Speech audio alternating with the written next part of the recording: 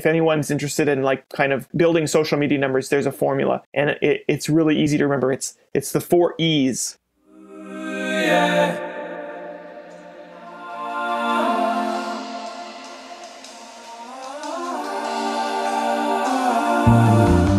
Welcome to the Gig Boss Podcast, where musicians go to learn how to navigate the new music economy. My name's Adam Meckler, and it's my mission to get you the tools to have a thriving career in music. And sorry about that teaser there. That's a little bit of my conversation with Dave Chisholm. We actually spend the majority of our conversation discussing artistry, but he dropped some real great knowledge on social media building as well. I just want to tell you a little bit about last weekend. I was down in Minneapolis again playing with the Hornheads. The Hornheads is the horn section that tours with Corey Wong, which features Mike Nelson on the trombone and Kenny Holman on the tenor saxophone. Mike is really the brains behind the Hornheads. He has always been the horn arranger. This was with Oliver Lieber, and he produced Paula Abdul, Aretha Franklin, and Chaka Khan, and did music for Mission Impossible 2. Jelly Bean Johnson, who played drums in Morris Day and the Time, and Kirk Johnson on the drums, who plays with New Power Generation. JP Dallaire on the keyboards, who tours with Michael Bolton, and of course it was called St. Paul and the Minneapolis Funk All-Stars. So it was St. Paul Peterson, who was in the movie Purple Rain and who was on the podcast recently, talked about his experience with Prince and touring with Kenny Loggins and Peter Frampton and Donny Osmond and all those various different people. So it's just like, it was rad to be back in that scene. But the kind of funny story, we're setting up and we're getting ready to sound check. And Mike Nelson standing next to me, Mike, the trombone player who does all the horn arrangements, and his phone starts ringing, and he looks at it, and it's Wayne Bergeron calling him. You know, Wayne Bergeron, for those of you who don't know, is like maybe the greatest lead trumpet player on the planet. He's this really famous. He's played on like all these Hollywood films, and he's out in LA. He plays lead trumpet in Gordon Goodwin's big band, and it's just kind of known as like the lead trumpet guy. And of course, I'm there to play lead trumpet with Mike, so it's just like kind of a hilarious. I was like, dude, come on, Wayne Bergeron's calling you when I'm about to play lead trumpet with you. But it was hilarious and kind of fun. And I didn't used to get nervous ever. I used to be just like nerves of steel. And now it's like, because I'm farther away and like maybe I'm not performing, I'm definitely not performing as much as I was, although the quality of my performances is always super high, which is really cool. In terms of like the bands that I'm playing with, it's like always projects I want to be doing. When I was full-time freelancing and kind of like adjuncting at different places, piecing it all together in different ways, I was playing with like a million different bands, and then sometimes it was stuff I didn't want to do. This was just a really fun, it was fun to get back in the door, and it was a great reminder that like the vibes are always super positive with these guys, and I can totally hang. Like I shed my stuff, I was ready. We got in there, we crushed it. It went great.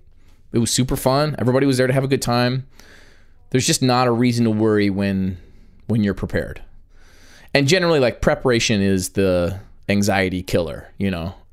Meaning it is the anxiety slayer. Meaning if you're prepared, you're less likely to be anxious about the thing. All right, that's it. I wanted to tell you about that gig. It was super fun.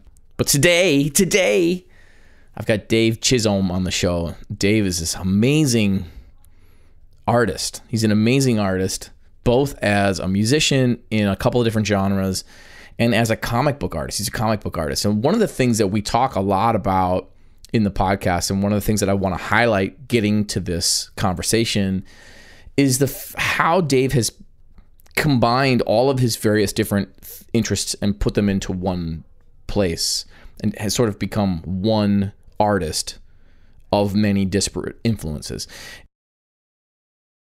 And he's recently released this beautiful new graphic novel called Enter the Blue that's about this young woman who's coming up in New York City, and she's got this wonderful mentor, and there's this conspiracy theory surrounding Blue Note Records. It's a really fun fictional story. And then he also has another one called Chasing the Bird, Charlie Parker in California, and it's all about Charlie Parker, the bebop saxophonist. It's a graphic novel, and it's more historically accurate. It's not a fictional work.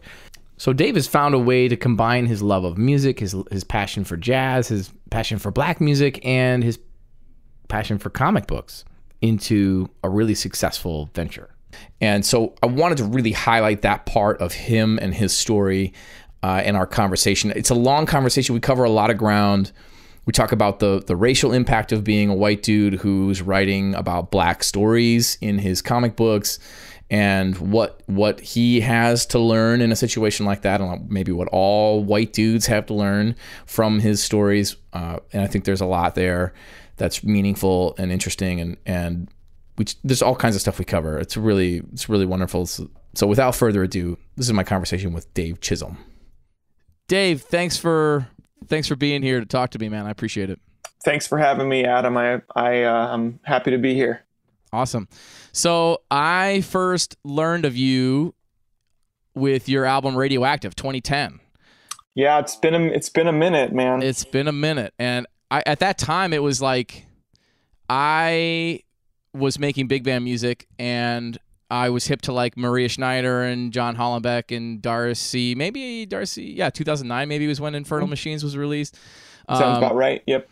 Yeah, and Brookmeyer, of course, but you know, I felt a little bit like I was on an island, like there weren't many young people making original big band music, and then I came across your record, and you know, I feel like so much changes over years. Like we lose perspective on how much we develop as artists over time, and seeing you sort of embrace your various different loves of like the things you're artistically drawn to has been really inspiring for me. I remember the first time I saw you post that you were like playing guitar and playing songs and stuff. And, yeah. And, you know, I thought like, oh, he does that too. And like I grew up doing that, and that felt a little bit like permission. It was like, oh, I'm allowed to do that too, you know? That's cool. So can you talk a little bit about your various different influences from, you know, being a person who has a DMA in jazz trumpet and writing big band music to doing songs and singer-songwriter stuff to doing comics? Yeah, I suppose when you put it all out there, it's a lot of stuff, right? I think that the biggest thing is that I just get like really obsessed with stuff, you know. I just get completely sucked into whatever creative project is like tickling my fancy at any moment. And I do think that I'm a pretty fast learner.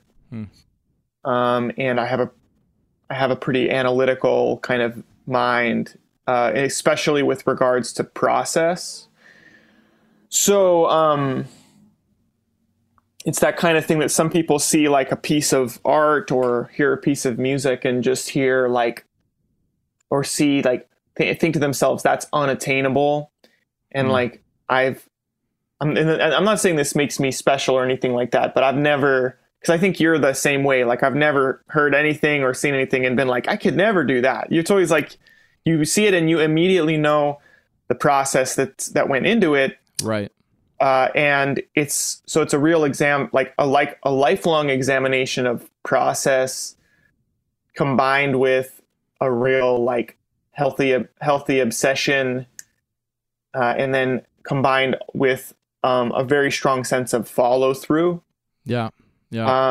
Is kind that of part's like so important. I mean, the follow through part, because I think it's easy to get overwhelmed if you know the process, if you understand how much work it's actually going to take to accomplish a thing. You know, I've said this about students that are learning jazz before, that like when you get to a certain level and you become sort of self-aware of what you don't know, then it opens up and it becomes much more of a daunting. And then you develop self-doubt, and you develop, you know what I mean? Like become self-conscious about your playing, and you start comparing yourself to other people. And in some ways that's healthy, in some ways it's not. But that follow-through part is such a huge piece. Yeah. And I think in an abstract sense, I suppose I've always had like I've never been someone who suffers from like imposter syndrome, even though sometimes I think at times like I was deluding myself with the level of the output that I was doing at any given time. Like my first comic graphic novel project, or the comics I did in high school, or like my first one, Let's Go to Utah, that came out in like 2007 to 2009. I thought this was like pro level stuff, and it really wasn't, but I just believed in it so much. Sort of like at a certain point, that level of confidence can be like a detriment but I think it has to be, you have to kind of like combine it with like bouncing back and forth between like a bit of like an editor mindset and sort of that like unstoppable creative mindset where you're sort of like bouncing back and forth, but not really letting the editor stop the creator mindset from making progress. But like, kind of like my philosophy has always been like finish the work and then learn from your mistakes for the next thing that you do, instead of like constantly go back and constantly revise. Because at a certain point, and you see this a lot with like young artists, and I think like a lot of musicians too, who like are great players, but they never put anything out, where it's where that like level of like preciousness about like releasing something is it feels like it's done under the guise of editing, but really it's their ego protecting itself. Sure.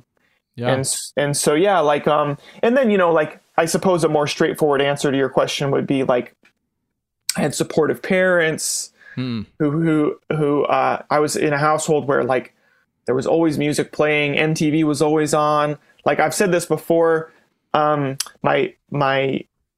first word, according to my mom, was Spider-Man. And the earliest music I remember hearing in my life is like Sketches of Spain. Oh, wow. So it's like I was a very lucky kid. A lot of Mingus, a lot of Miles, Beatles. My dad, like all my dad's like record collection, pretty narrow, but like a pretty deep collection of like Mingus and Miles and like the Beatles and some Pink Floyd and stuff like that. And then just a constant steady stream of MTV, and then just always comic books, always comic books. And then always like, if I was ever bored, it was like, here's a piece of paper, here's some markers, here's a pencil, like make something, you know? So I think like, with that kind of like launch pad, and then this, really obsessive kind of bent in my like personality, it's a recipe for like doing a lot of stuff, a lot of stuff, you know? And then in terms of the influences for that, you know, like my influences are the same as everybody else's, I think, you know, like you listed all those current big band writers, current-ish, more current, you know.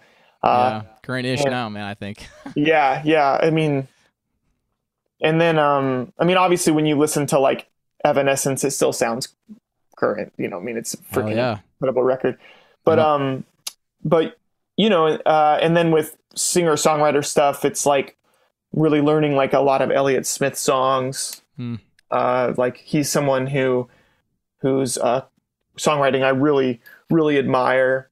And then the usual kind of suspects like the Beatles and Stevie Wonder and you know, Fiona Apple and Amy Mann. Fiona Apple, man. I've been listening to a bunch of Fiona Apple. Good. So great. Like her newer record, I don't know, it came out a year ago maybe. Yeah, Fetch the Bolt Cutters. Man. Yeah, that's so great. It's almost like you like unrip-offable. You could never rip off that stuff because it's so iconic and it's so her. Yeah. You know, it's so like and it's so personal. That album is almost like, it's not an album that you like I put on and smile the whole time listening to it. It's like, holy shit, what a like, it's like a jet engine of emotion. It's amazing. Yep. Yeah, it's super creative and there's all kinds of different instruments in it. I mean, I just really loved the whole landscape of that record. And I'd listened to her in like the late 90s, early 2000s, whenever she kind of blew up, but I didn't really understand the depth of her artistry until this newer release, you know. I'll give you a homework assignment. Go learn Criminal on piano. Okay. And the chord progression in that song is unbelievably cool. Yep. Like, I'll tell you, it starts with an 8-measure intro, C minor. And then the first chord when she starts singing is A minor. Who does that? That's not a pop, that's not a pop formula, like C minor, and then all of a sudden it's an A minor chord, and it's like, why? What? Who? No, like, And she wrote that when she was like, what, 18? Right. 17, 18 years old. And I'm just like, that is a level of problem solving. That is a solution, a path through that forest that nobody has taken before. Yeah. And I was going to say earlier, I don't know her level of like schooling or whatever with music, but in some ways I feel like naivety can be a strength. It can be something that it's like, I haven't been dictated that I have to do these certain things, or that this is how things are done. It's like, I'm exploring this from not a blank slate, but like I'm exploring this from a more organic place. Yeah. I mean, you see that sometimes, and it's tricky, because like we're both educators and it's sort of like, it can be a challenge for us to like find that beginner's mind, I suppose. And you look at someone like Paul McCartney, and he just lives there. He just lives there because he doesn't, there's no like structure besides what he's kind of discovered over his like 80 some years as a human being, Right. because he doesn't read music and stuff like that. Yeah. I feel like, I was thinking of Brian Wilson too, thinking about how his songs are sneakily complicated, and it's like they sound to our ears, they're these pop songs, and they sound, I don't know that they sound simple, but like they were pop music, they were hugely famous tunes and have this understructure that's so deep. I think that's really cool. It's cool stuff, man, for sure. Yeah. So when did you start? I mean, I think part of maturing as an artist is going like, I'm into this and I'm into this and I'm into this. Now, how do I create a whole picture with all of that at once? And I feel like you've done that so brilliantly with your new work. I mean, you had instrumental, maybe, I don't know if that was the first time that you combined you made a record that went along with that comic. Yeah. And I remember like reading and listening at the same time, and then listening to the album by itself. And now with your work with the Charlie Parker book and with Enter the Blue, where you've got partnerships with like Charlie Parker Foundation or family, Kareem Abdul-Jabbar doing the forward, and like, Blue Note Records being involved in this new thing. So you've really combined your passions of comics and music in a really visceral way, a way that's really become impactful.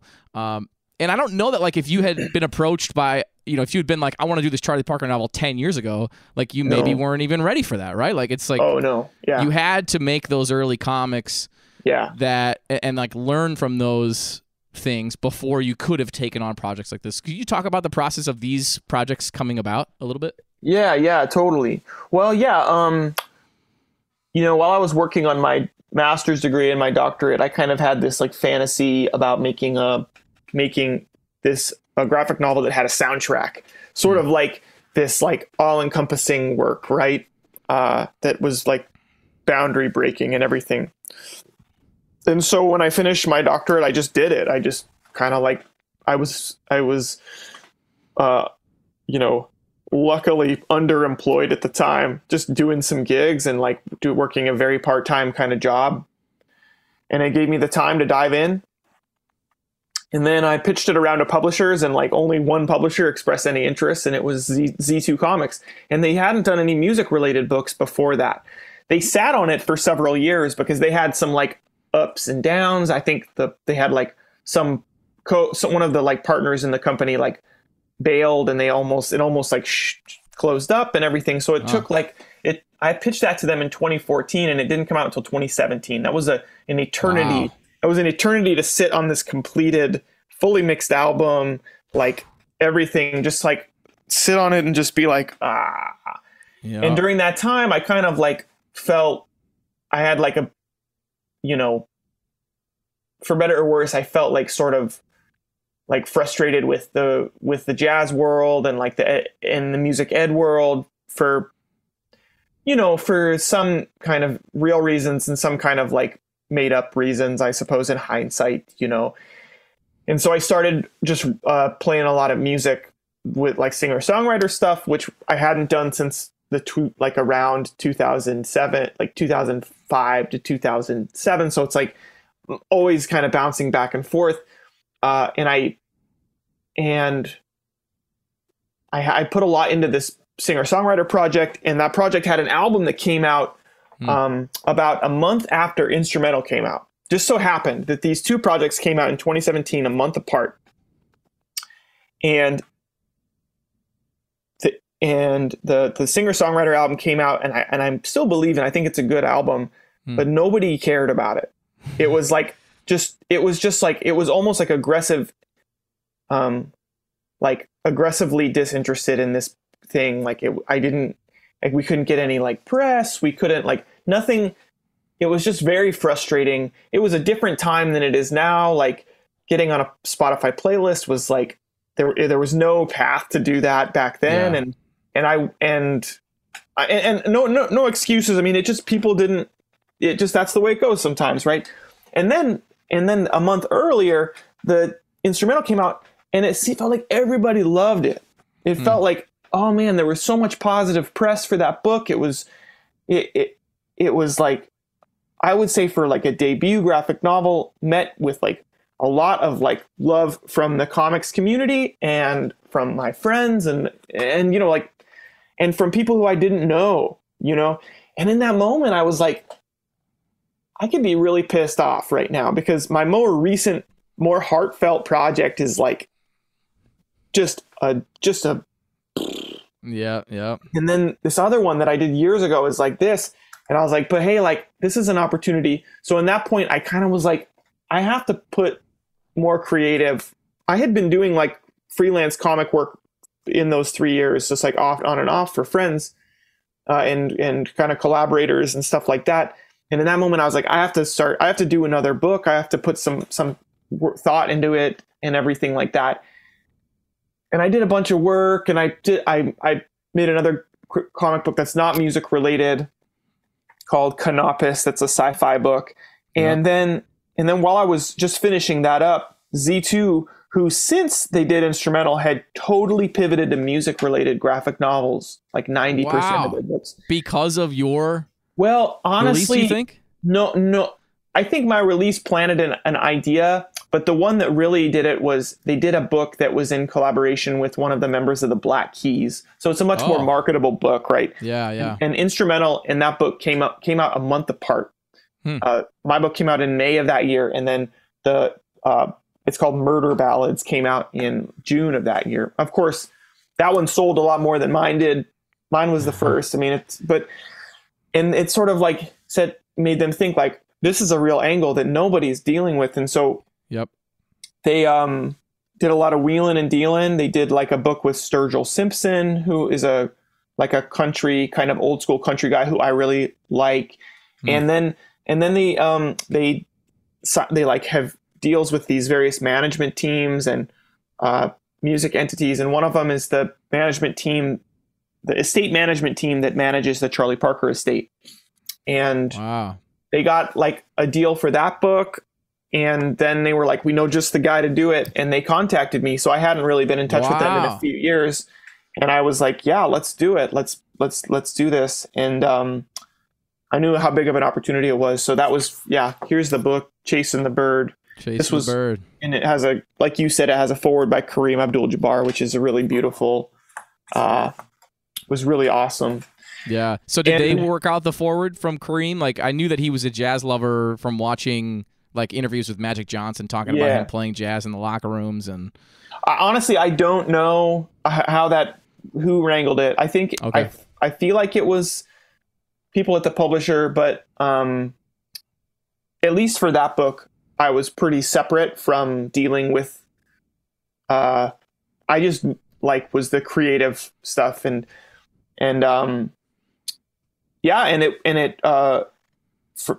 know that it was like it's a gig, you know, it's like it was a work for hire kind of gig. I get a little royalty from it, and it paid well, and and then when they were contacted, like with they have like a contract with Z2 has a contract with like the bigger music entity that Blue Note is part of. Okay. And when they were kind of like scanning all of these various outlets for like possible graphic novel options, they were like, what about Blue Note?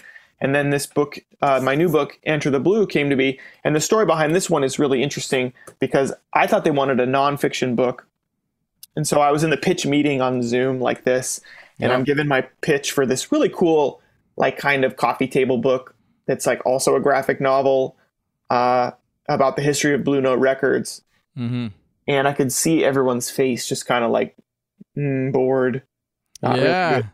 And I was like, oh no. And I got to the end of my pitch and I was like, you guys this isn't what you guys want, is it? And they were like, we were kind of hoping you'd do something like a work of fiction. Yeah. And another guy was like, yeah, put time travel in it or something cool like that. And so in that moment, it was honestly really exciting because I was That like, is such a cool. I mean, I love that you had some people to bounce things off of. You could read the room. It's like so much of creativity happens in a bubble, and we don't get that real-time feedback when we're coming up with ideas. And what you came up with for Enter the Blue is so beautiful. I mean, Thanks, I really man. loved it. And I really loved the Charlie Parker book too. I mean, it's such a wonderful book, and I would love to talk a little bit about the storytelling aspect of writing a graphic novel, because it feels to me like, and one of your reviews says this. Somebody, I don't remember who said it, but it's like for people who love jazz and for people who have no idea anything about jazz, it's just a beautiful story. Thanks, man. Can you talk about that, like the storytelling process of maybe specifically Enter the Blue? Yeah, sure. Well, I think the story just picks up right where I left off, right? So basically, like, I get off that call. I kind of like I played a little bit of jazz myself, and I riffed on like, I said, well, we want something that speaks to the history of jazz, but also the future of jazz. So we probably need a teacher and a student as the main characters. And there needs to be a mystery. So maybe the teacher goes missing or something like that. And the student has to like explore to find this teacher. And I was like, give me a couple weeks to figure it out. And like, I'll tell you, like, Adam, for someone who went to like 10 years of college and got good grades, I don't think I was like a particularly good student, in the sense of like, I don't think I've ever had like a really, really, I hope none of my old teachers hear this and are offended, but I don't think I've had a really great like teacher-student relationship, mentor-mentee kind of relationship as a student. I think that, and I think that some of my teachers recognize this and just worked with me. Is that because of your aversion to experts? Your aversion? I saw your little thing on TikTok. Absolutely, man. And like I said on that TikTok, it's a for better or worse kind of aversion, like I think I have always been a pretty combative student. I'm like that annoying student that is always like trying to like poke holes in whatever. If a teacher's like, you can't play a flat six over a Dorian sound, I'm going to be like, yes, I can, like, or whatever, like, and so I knew that the framework of this was going to be a teacher and a student. So thankfully, my wife is also a musician. She's an amazing cello player. Went to Eastman, bachelor's and master's degree at Eastman. And she's also like, I'm lucky, she's also like the best editor that I could possibly hope for. Like she's an expert at like poking holes in like a story. Like this is bullshit. This is not authentic. This is not how this character would react and stuff like that. Like really deep stuff.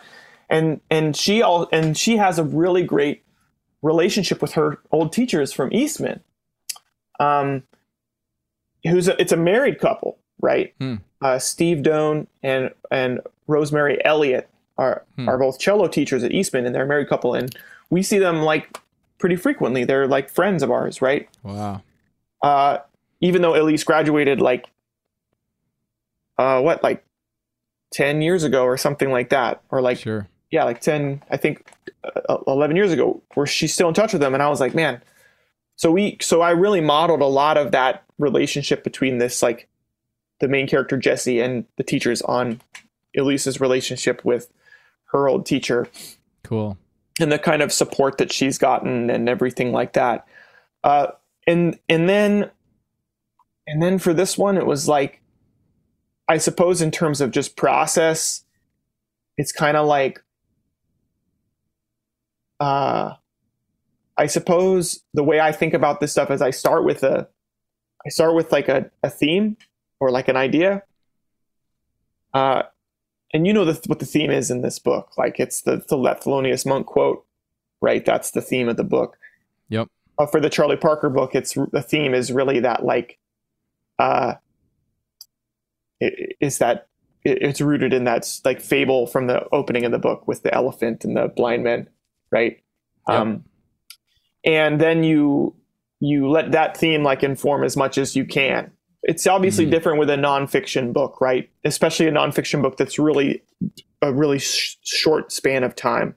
But for the Blue Note book, it was like, you know, I knew that there was going to be this like metaphysical aspect of the Blue. I knew that there was going to be a conspiracy with the Blue Note album covers because I had to tie Blue Note stuff in somehow.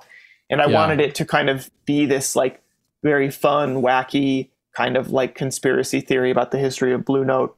I love that character too. I think that character's great. Just like the super hopelessly nerdy jazz fan who's got a little apartment and it's just like wrecked with recordings and stuff up on the wall documenting his big conspiracy. His piano tie. I texted you about the piano tie and that made me laugh. Yeah. And he's based on a friend of mine named Sherm. He's based on a real guy. Oh, wow. And I emailed Sherm. Sherm is he's a bit older. He's like my parents' age. And I emailed him and I was like, "Hey Sherm, is it okay if I base a character on my next graphic novel on you? Fair warning, it's not the most flattering version of you. It's going to be a pretty like exaggerated." And he was like, "Totally, man. Sure. Yeah." That's awesome. And he's someone who lives in Salt Lake City, which is like basically where I'm from. And he has recorded like live music in Salt Lake City since the 60s.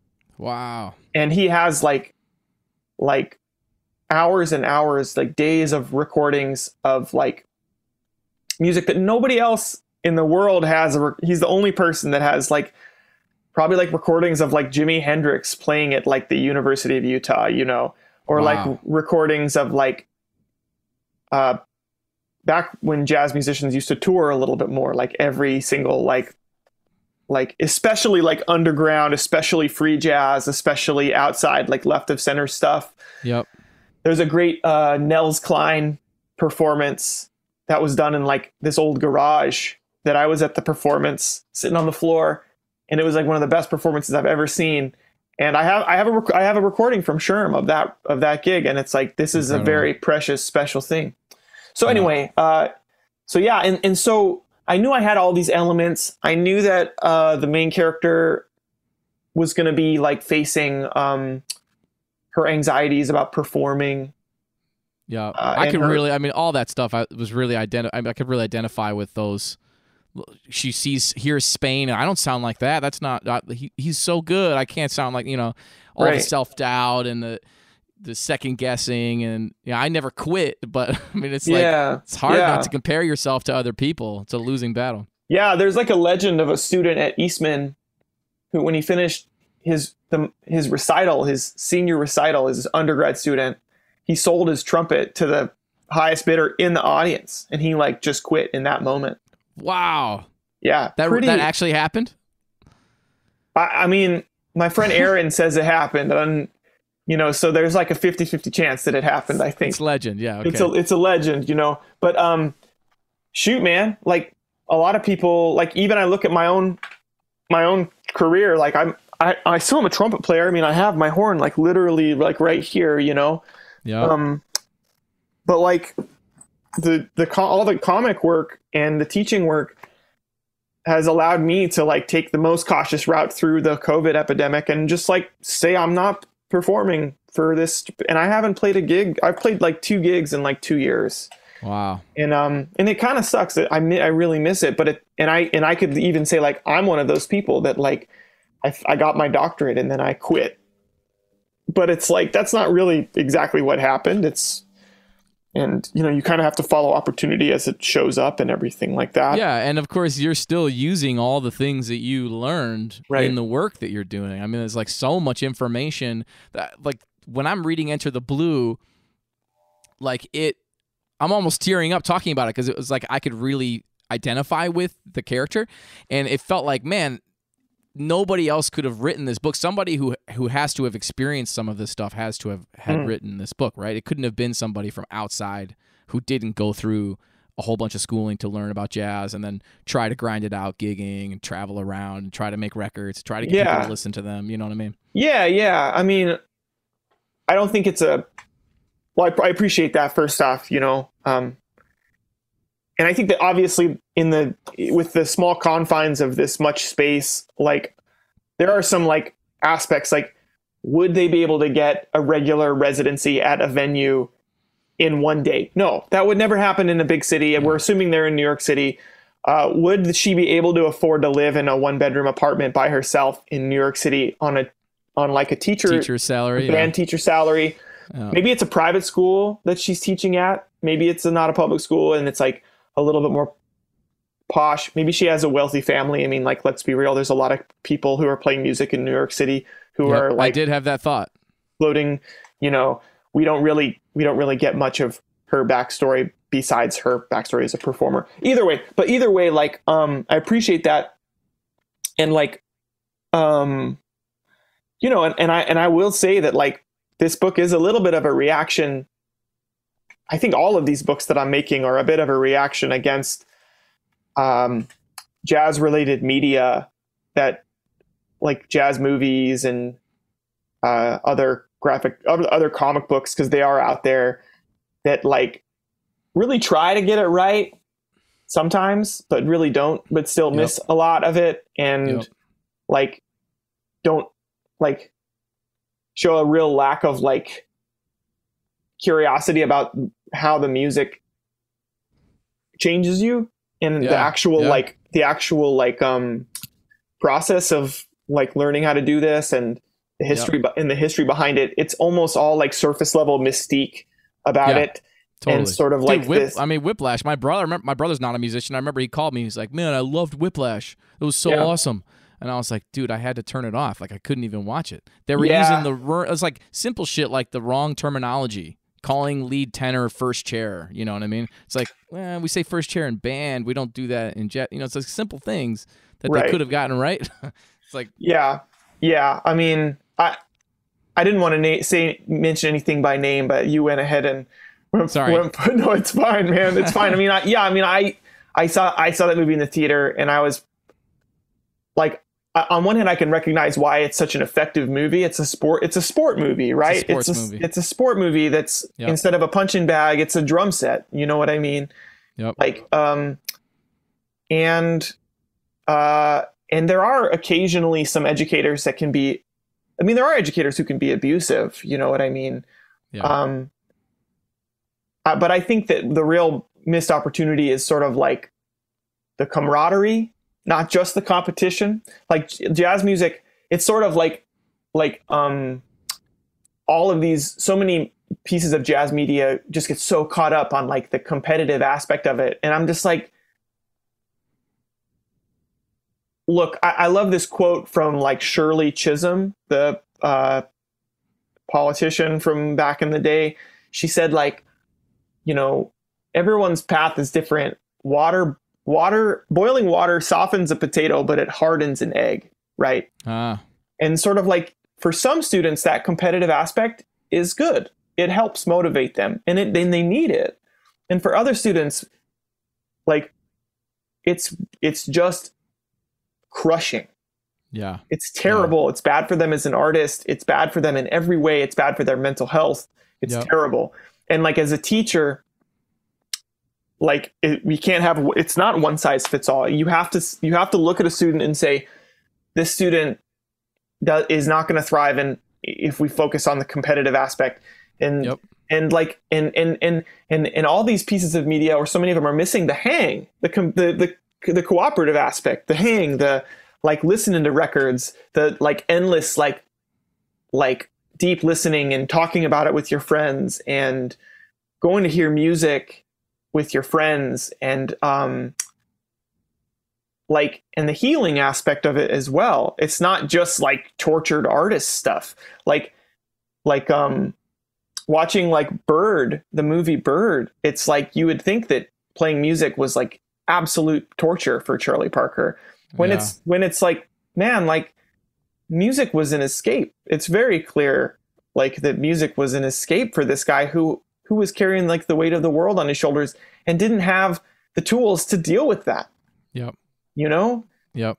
And so he just, everything was like a way to escape his own, like the cyclone of his own mind. Yeah. You know? And so like, yeah, I mean, so every time I work, like, I think there's a little bit of like trepidation with my publisher about these jazz books, right? Because it's like, how do we market jazz books? Because nobody listens to jazz music. It's 2022. Like, it's whatever percent of the market of like people who buy music or whatever. Yep. But like, these books aren't like, there's so much more than that. They're for, so anytime I have people who let me know, like, you know, this book made me listen to a bunch of Charlie Parker, or like, you know, this helped me appreciate jazz music more. That like is the best, you know. My goals with these books are like to get comic book, graphic novel curious people to check out some jazz music, and then also to get some of these music and jazz curious people to check out a graphic novel that's like really well made, and has some like really cool formal decision making and stuff like that. Yeah. I definitely find myself thriving in competitive environments, to go back to what you were saying about working with students. And I've had to really, I've taught private lessons for a long time early in my career as like a side thing, and then slowly worked my way into academia. And, you know, I've really had to go, like you said, each student needs something different. And I remember my teacher really crushing my ego in college. And then talking to other students and being like, he's not like that with me at all, you know? So It was like he was playing that game too, going like, Adam is somebody who needs to have his ego crushed, needs to be brought back down to earth so that he'll work harder, you know? And it was like, it's the opposite for some other students. I think that's a landscape we got to navigate as educators. Yeah, no doubt. And I just loved the Charlie Parker book. I learned some things about his time in California. I know like part of what I love about jazz music, and part of what drew me to the music, was listening and reading liner notes and hearing the stories about, you know, pawning a train ticket and getting stuck in LA or whatever. Like, you know, like that part of the stories behind the music is what really attracted me. And so I love teaching history of jazz here at Michigan Tech. That's cool. Because I can tell these stories and kind of try to bring people in with the story. It feels like that's what you're doing with the comics. It's like you're bringing people in with the story, and then they go, maybe I should check out some of this music. Like, what was this about? You know, and that lore of like jam sessions until 5 a.m. at Mittens Playhouse in 1938, 39. During a recording strike, right? So none of that, a lot of those formative years of bebop weren't recorded. I mean, it's like such a cool era to explore now. And that's, for me as a listener, came much later. Like, I wasn't into, I don't know if I couldn't understand it, probably is part of it, but I couldn't get into bebop until more recent years. You know, I started more recently learning some Charlie Parker tunes, more tunes, and more transcriptions, just trying to transcribing, listening, you know what I mean? Yeah. And your book helped with that. I mean, honestly, like when I read your book, I was like, I started listening to more Bird, man. I like started turning on these great recordings with him and like a Django style guitarist. It's like killing. I was like, man, I got to transcribe this, you know, Cherokee solo or whatever. Yeah. I think I had a similar relationship with bebop that you had, you know, with the exception of like, I think that, a lot of like Mingus's stuff is sort of this nice marriage between Duke Ellington and Charlie Parker. A lot of his like compositional vocabulary with like just a healthy dose of himself, right? Yep. And so like there is still a lot of familiarity. Like since I grew up listening to so much Mingus, there's still a lot of familiarity when I listen to Charlie Parker with like it feels like it's from that same spot. But yeah, like in with this project, it really I knew a lot of the stories, but it really forced me to like re-examine all of it and do a bit more of like a deep dive into Charlie Parker's music and everything like that.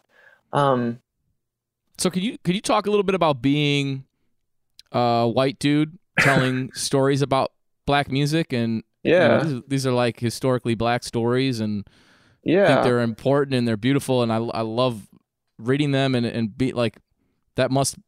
Is there any kind of tension there? Oh yeah, for sure. I mean, I remember it was like 2 months, or no, maybe like 5 months into making the Charlie Parker book. All the George Floyd riots, like riots is not the right word. Protests were happening. Yep. And then there were protests right here in Rochester with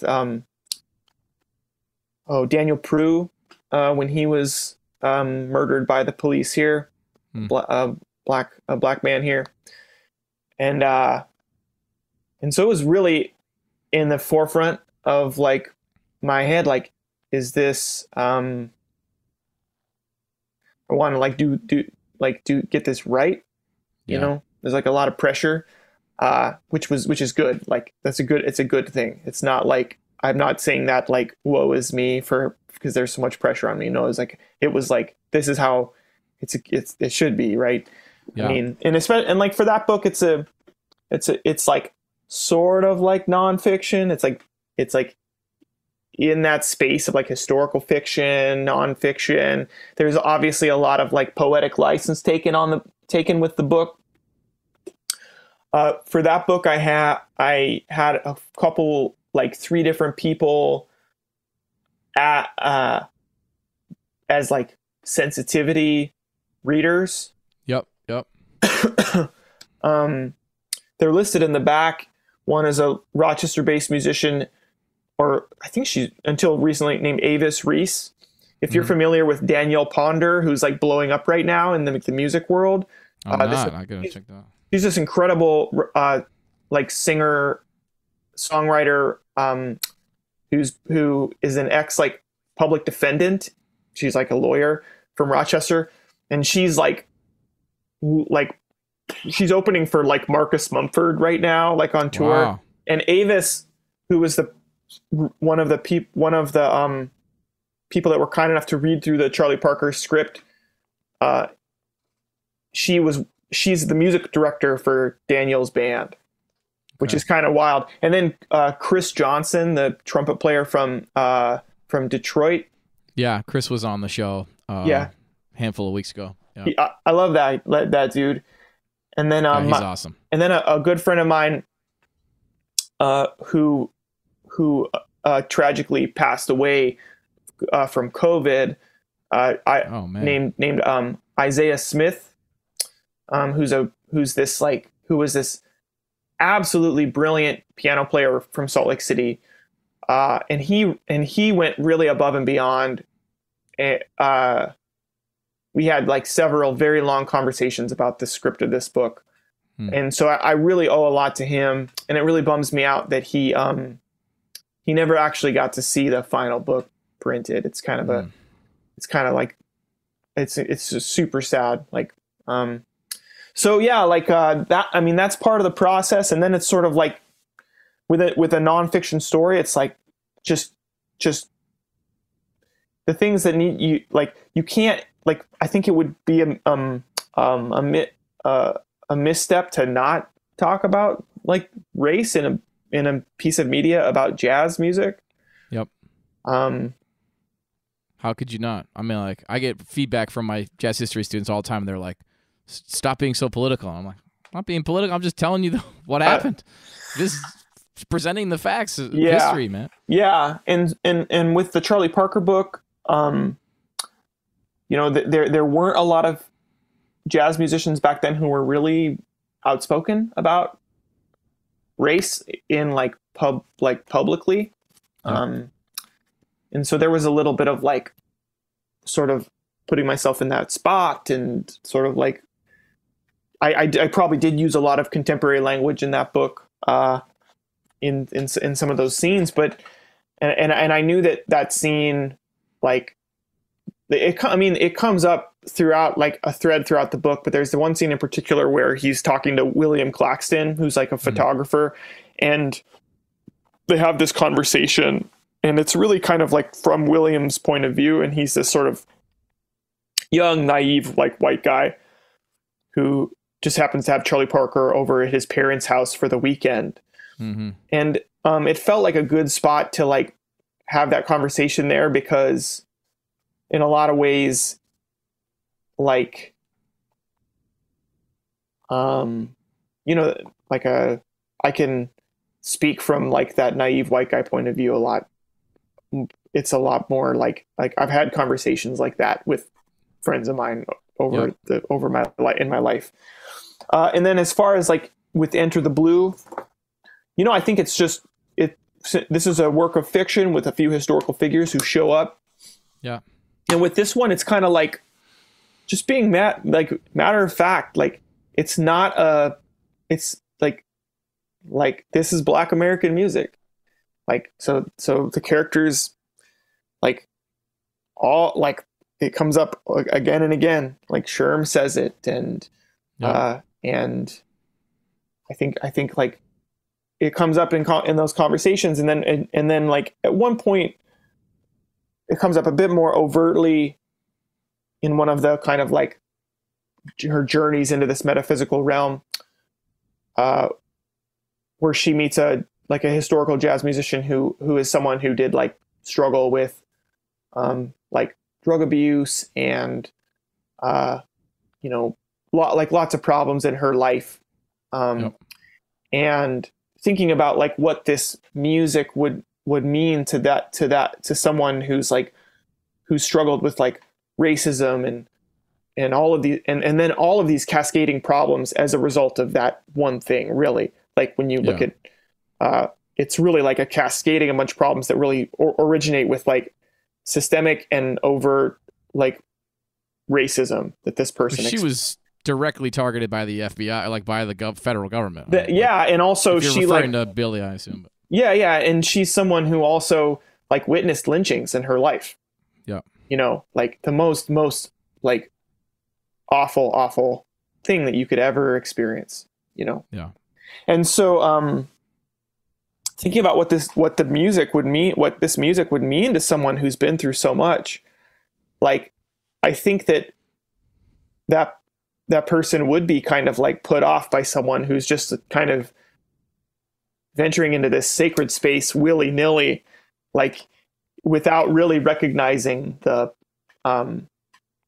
this like the dark part of this history. Yeah. And kind of acknowledging that without kind of running into the risk of framing like every experience in Black American history as like only pain. That's right. The other error. So like it's sort of like walking this line between ignore, like you can't ignore it.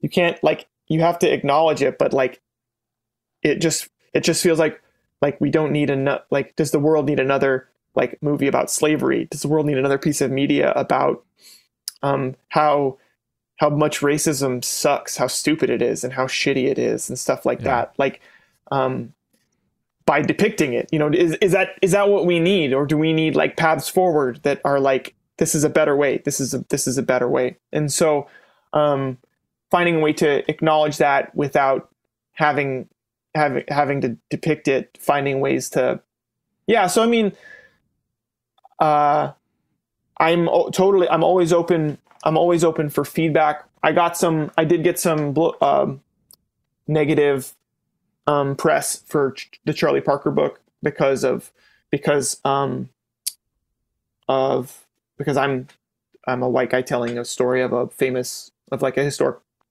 Black American. And I mean, I wouldn't be surprised if I get a little bit of kind of blowback for the Chasing the Blue or Enter the Blue. And, and that's okay. If that happens, that's all right. I'm totally, I'm, there's always room for me to be a better person too. So. Yeah. I think it's a really sober take on that. I've to lighten the mood a little bit, I've started saying, I just did a whole bunch of auditions with my students. I said, hey man, let's enter the blue. Let's go. You know what I mean? I love it, dude. I've started using that now.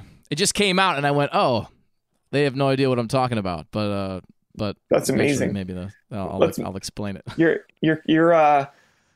That's amazing, man. That makes me so happy. Yeah. Cool. I wanted to talk to you a little bit about your TikTok stuff because I love what you're doing there and you're building a pretty substantial following. Do you have some kind of formula you're trying to stick to? Are you experimenting with different formats, it seems, on there? Well, the first thing is I try to not chase trends. I just try to be myself. I try to just post stuff that I like, and sometimes it does well, and more often it doesn't, and I've had a few videos do really well that have built this following. But I will say that there is a formula that if anyone's interested in keeping building social media numbers, there's a formula, and it's really easy to remember. It's the 4 E's. Have you heard this before? I don't think I have. I'm going to write it down. I'm ready. So the first E is educate.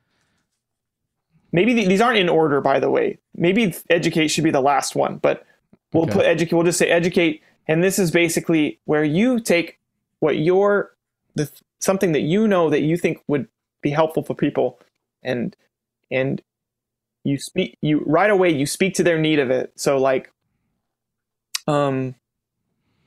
here's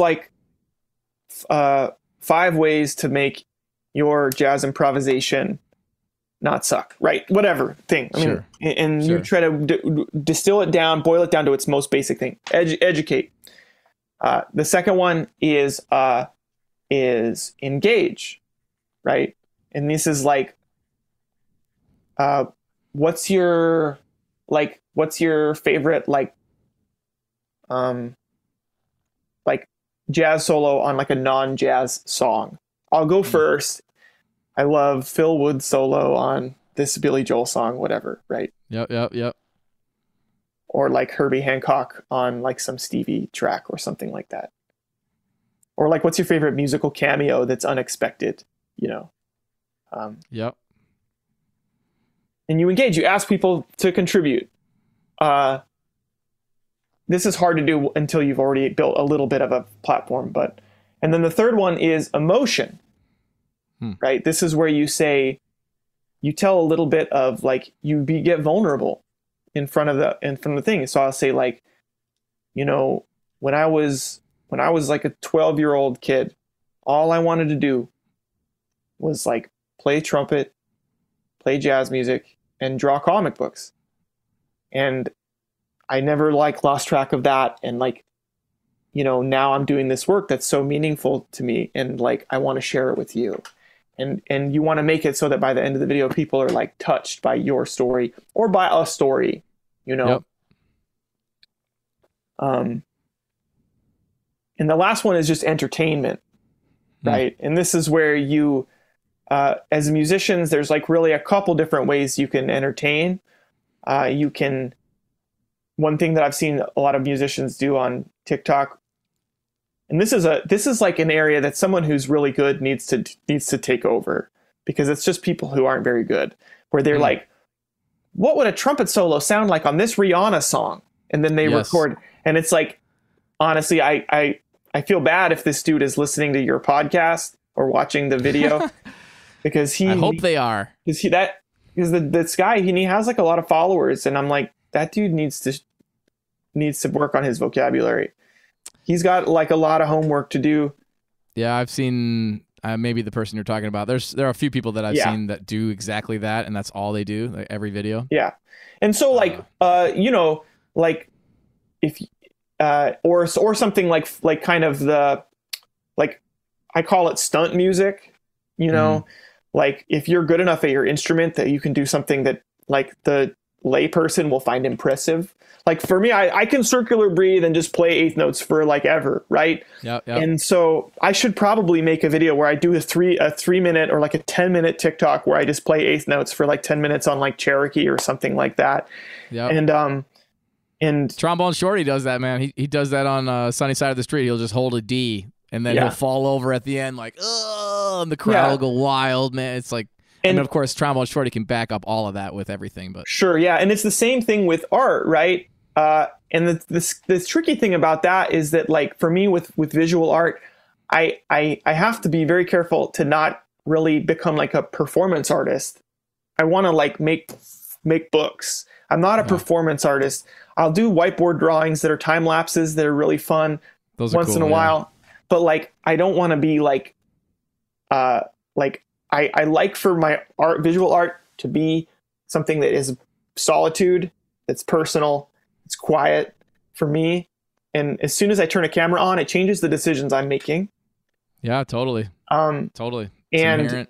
It reminds me of that anecdote about young Wynton Marsalis doing his circular breathing thing and getting big applause, and his dad saying, you know, if what you're playing for is applause, that's all you're going to get. And that is stuff. There's an Art Blakey quote too, with Wynton, where I've heard this story. I don't know where I heard this, but that he was playing with Blakey, and you know, Blakey calls him over after one of his solos, and he goes, "Why does a dog lick his ass?" And Wynton goes, "Cause he can." And that was it. Same lesson, I think, right? Yeah, right.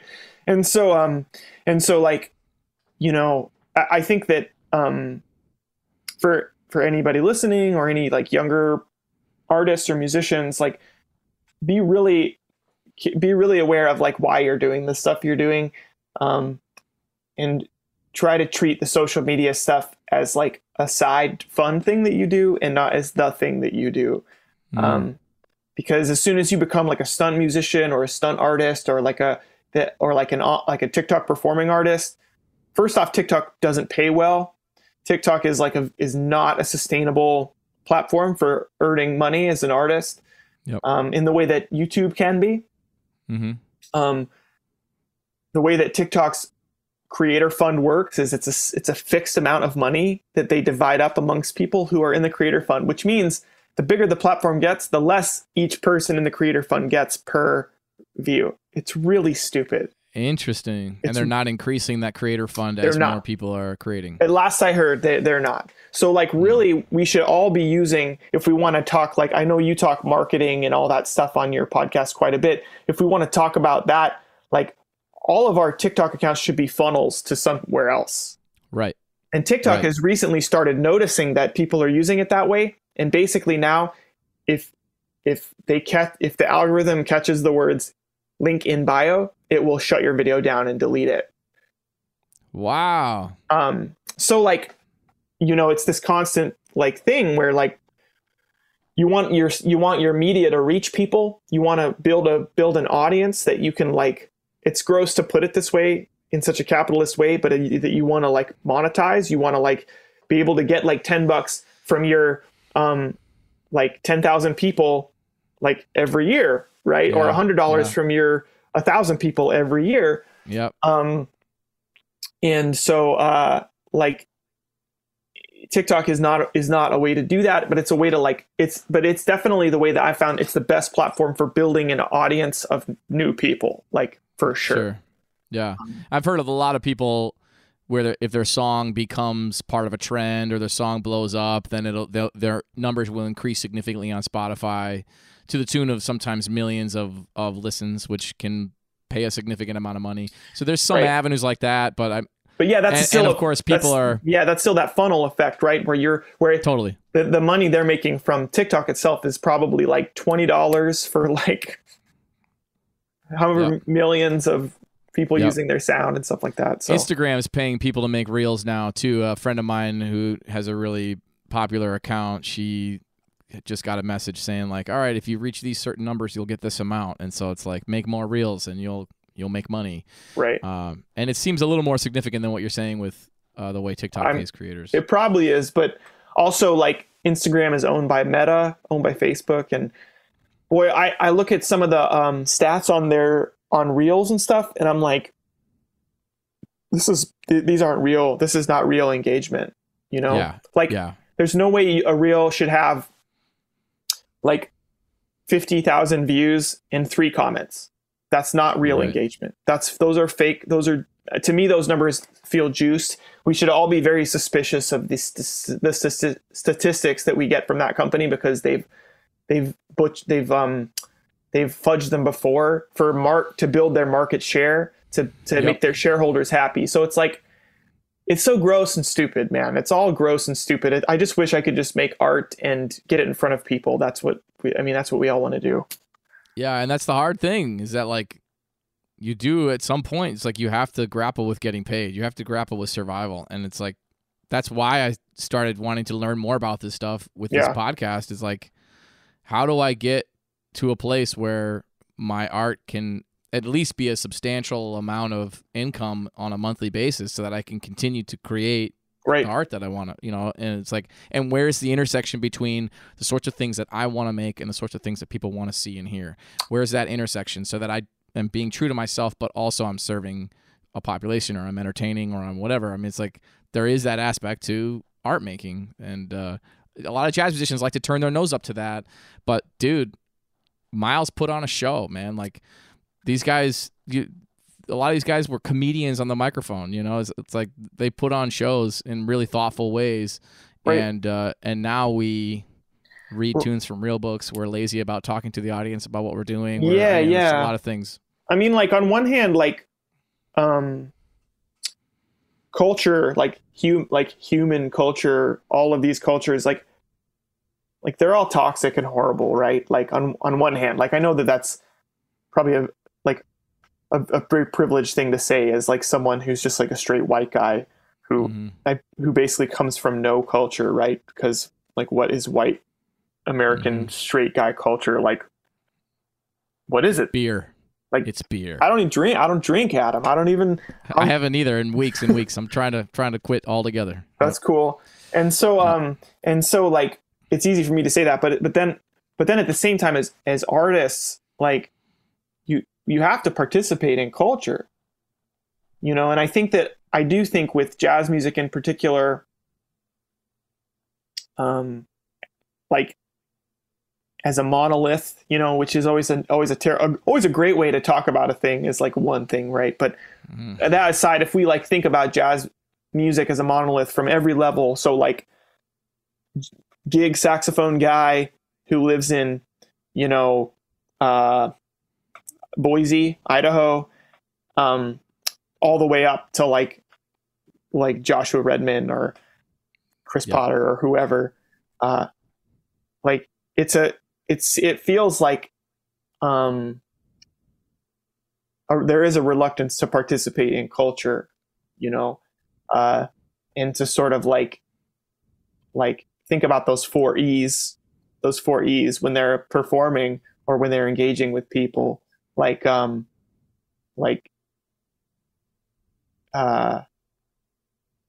and then really meeting people where they are in a lot of ways. I don't know what that is. I mean, is it like the Bad Plus doing like a Nirvana song like 20 years ago or whatever? Like, a little bit, yeah. Is it like Matt? Oh, what's his name? The drummer, Matt Wilson. Matt Wilson, yeah. Like, being like kind of a funny guy on stage. Like, Dave King's like that too. I mean, just like, yeah, comedian. Is it like Nicholas Payton, like being really outspoken about race and all this stuff online? Yeah, like, it's a good thing. It's a good thing. Because he's engaging with culture, right? Yep. And then it's kind of like, I think it also is the music too, you know? Like, I can't tell you how many times I'm going to sound like an old get off my lawn guy right now, but I can't tell you how many times I've put on like the hot new thing of like jazz music, and it's like, there's literally nothing I can remember on it.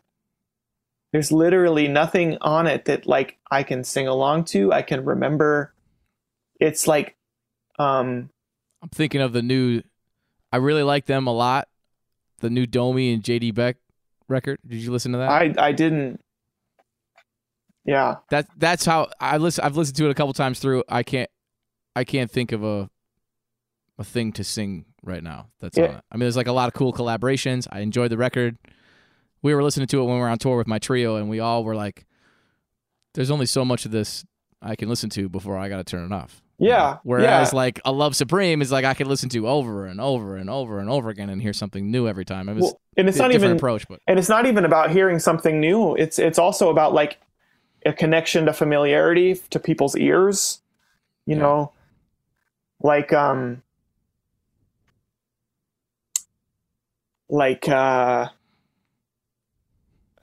really like letting there be repetition in the music. Mm-hmm. You know, like really kind of like connecting to the dance roots of jazz music, you know, like there's nothing wrong with like doing something that makes people like tap their foot or like shake their butt or whatever.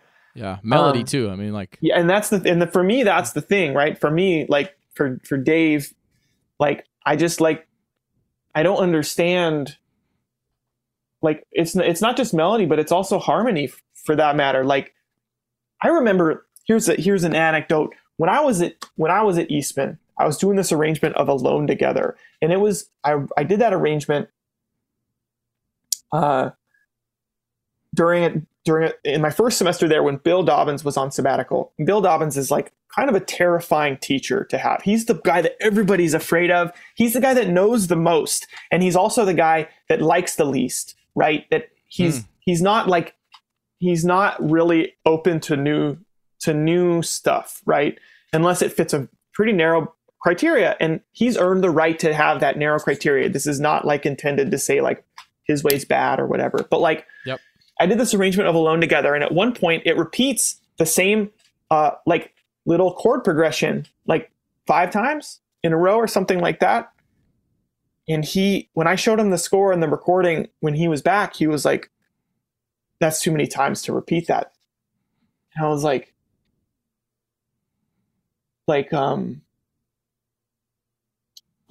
you know, I guess I don't remember the point of that. So I had a real clear point when I started it. I'm sorry. Well, I was talking about hearing something new every time I listened to A Love Supreme, you know, and you were like, it's not necessarily about hearing something new every time. Yeah. I suppose it's about it's about hearing something that's familiar too. You know, it's about hearing something like, okay, so that's what it was. It was harmony, right? So and he's like, I wouldn't use the same chords every time. And it's like, and he had this real aversion to like using the same chord like more than a couple times. Mm-hmm. And I was just like thinking to myself, at the same time, us like schooled musicians love conciseness with like melodic content. We love conciseness with like rhythmic development. Like we want there to be a certain like Beethoven-esque like boiling everything down to like one motive that we then develop over all this stuff. And yet in jazz music, we hate conciseness with regards to harmony. We want a constant steady stream of new shit in harmony, right? And I think this is, for my ears, again, like it took me a long time to realize that my ears with regards to harmony, my taste is not sophisticated. Like I love triads. I love like simple chords. I love diatonic chord progressions. I don't have a problem with that. Like, and I want there to be, if there's going to be a chromatic note in it, for it to be like powerful, you know? If you listen to my record Calligraphy, you'll hear it on that. It's like there's not a lot of crunchy harmony on it at all. It's like very white key kind of stuff, you know? And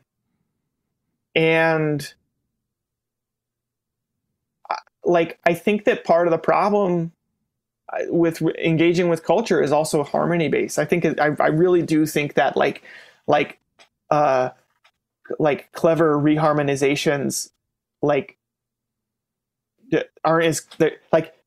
it's clever to a certain subset of your listenership who are probably musicians, and then everybody else is like, Oh, it sounds weird. It's not really impressive. It's like stunt music for other musicians, and then for everybody else. We gotta stop. It's like we gotta stop relying on other musicians to take care of us too. I mean, that's right. I found myself in that boat where I was like, I don't want to write music for people who are musicians. I want to write music for everybody else. Right. I want everybody else to listen to I mean, like, I'm not gonna necessarily really change how I write. Right. But I'm gonna, trust my instincts. I'm very similar to you in that way, and to the kind of harmony I'm drawn to, and kind of things I want to write. Yeah, I get the feeling that you and I probably like have similar like taste growing up and everything like that. It does seem to be the case. So yeah, man. At the same time, like, it's hard for I feel bad even saying that, because there are musicians that like this is now part of them, Yep. So for me to say this isn't totally fair either. It's just kind of like a little bit of get off my lawn, kind of like angry man yells at cloud sort of stuff, Sure. But well, we're all on this timeline, right? It's like we all start with, this is what we think we're supposed to do, and then we go from there. I mean, it's like all you can do. Am I supposed to do this? I guess I'll do that. Cool. Right. I'm going to make a really weird sounding jazz record because I think that's what I'm supposed to do. And I'm going to, it's like, then as you've done in your career, you've taken all these various different things, comics and music and all these things, and you've put them together and created these really meaningful and impactful things. And it's like, I feel a lot like I'm getting to that place as an artist myself, where I'm like, I do like to sing and write songs and write lyrics and write poetry, and I've always been into those things. So why have I denied myself those explorations for so many years? Let's put it all together, Yeah, and I really have enjoyed the stuff that you've shared that has your singing on. I think it's really good. Thanks, man. So yeah, I really love that stuff. Yeah, man. That's great to hear. Well, cool. Let's leave it on that note. I like that. I really appreciate you taking the time to do this. We're going to link all of Dave's stuff. Is there any particular place people should go to find you? I probably am on Twitter the most, I guess. Chisholm Dave, okay. My last name, then my first name. And then also TikTok, which is Dave Chisholm Comics. All right. We'll link all that stuff in the show notes. Thank you, Dave, for talking to me, man. This was awesome. Hey, Adam. Thanks, man. Take care. All right.